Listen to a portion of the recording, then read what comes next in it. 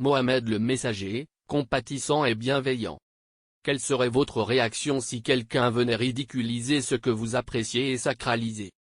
Que feriez-vous, vous croyants pratiquants, si quelqu'un venait souiller votre lieu de culte et de prière?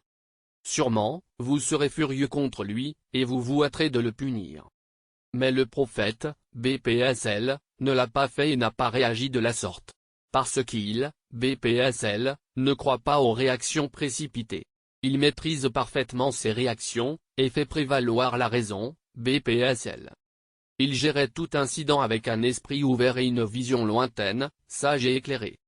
L'histoire suivante en est l'exemple révélateur.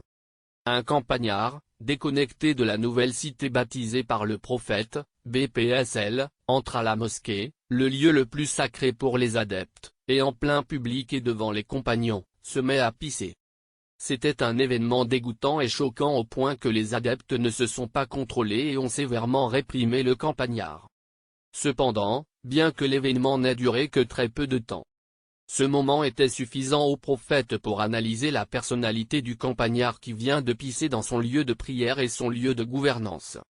Le prophète, BPSL, a pu déduire que le campagnard est originaire d'une région non encore imprégnée par les prescriptions prophétiques de propreté et de bonne conduite. Qu'il est illettré et qu'il a agi en toute innocence, de bonne foi et sans l'intention de nuire à quiconque. Ainsi, il a, BPSL, demandé à ses compagnons de laisser le campagnard tranquille et de ne pas le réprimander. Après que le campagnard ait terminé de pisser, le prophète, BPSL, s'en approcha avec toute simplicité. Compassion et tolérance pour lui enseigner et lui apprendre que ce lieu est sacré et il n'est pas fait pour y pisser.